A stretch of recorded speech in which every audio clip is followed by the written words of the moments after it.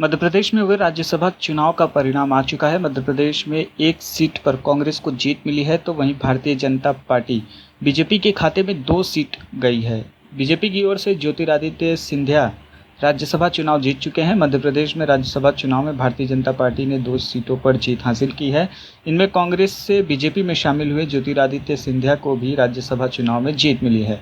इसके अलावा बीजेपी की ओर से सुमेर सिंह सोलंकी को भी चुनाव में जीत मिली है। वहीं कांग्रेस के खाते में मध्य प्रदेश से 1 राज्यसभा सीट गई है। कांग्रेस की तरफ से दिग्विजय सिंह ने राज्यसभा चुनाव में जीत दर्ज की है। देश के 8 राज्यों के 19 राज्यसभा सीटों पर शुक्रवार को वोटिंग हुई। वोटिंग के बाद अब वोटों के गिनने की प्रक्रिया जारी है। कुछ राज्यों से परिणाम भी सामने आने लगे हैं। भारत और चीन के बीच तनाव बढ़ता ही जा रहा है। इस बीच चीन का कहना है कि वर्तमान में उसने किसी भी भारतीय सैनिक को हिरासत में नहीं लिया है। वहीं चीन का कहना है कि भारत के साथ तनाव को कम करने की कोशिश पर जोर दिया जा रहा है।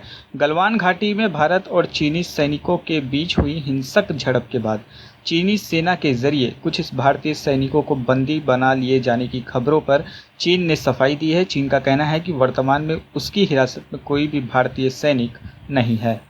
भारत और चीन के बीच लद्दाख में जारी विवाद और हिंसक झड़प में शहीद हुए भारत के 20 जवानों को लेकर देश भर में जमकर गुस्सा है। इस संकट के बीच प्रधानमंत्री नरेंद्र मोदी ने सर्वदलीय बैठक बुलाई है। इस बैठक में करीब 20 राजनीतिक दलों के प्रतिनिधि शामिल हो रहे हैं।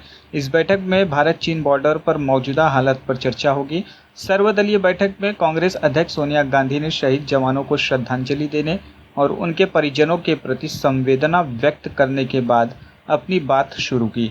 उन्होंने कहा कि जब 5 मई को लद्दाख समेत कई जगह चीनी घुसपैठ की जानकारी सामने आई तो उसके तुरंत बाद ही सरकार को सर्वदलीय बैठक बुलानी चाहिए थी।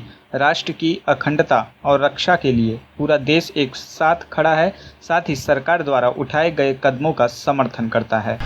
दिल्ली के स्वास्थ्य मंत्री सत्येंद्र जैन की हालत बिगड़ गई है। उनका कोरोना का इलाज जो है राजीव गांधी सुपर स्पेशलिस्ट अस्पताल में चल रहा है। बताया जा रहा है कि उन्हें सांस लेने में तकलीफ हो रही है और उनका निमोनिया भी बढ़ गया है।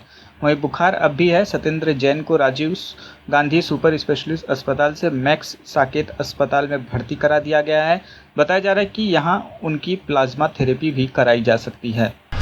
जम्मू कश्मीर में 32 घंटे में सुरक्षा बलों ने 2 अलग अलग ऑपरेशन में 8 आतंकियों का सफाया किया है। सोफिया के मुनंदा इलाके में 5 और अवंतीपोरा में 3 आतंकियों का सफाया हुआ है। बता दें कि सोफिया के मुनंदा इलाके में सुरक्षा बलों और आतंकियों के बीच बुधवार रात करीब 12 बजे मुठभेड़ शुरू हुई। मुठभेड़ शुरू होने के कुछ ही घंटों में एक आतंकी को मार गिराने में सफलता मिली थी।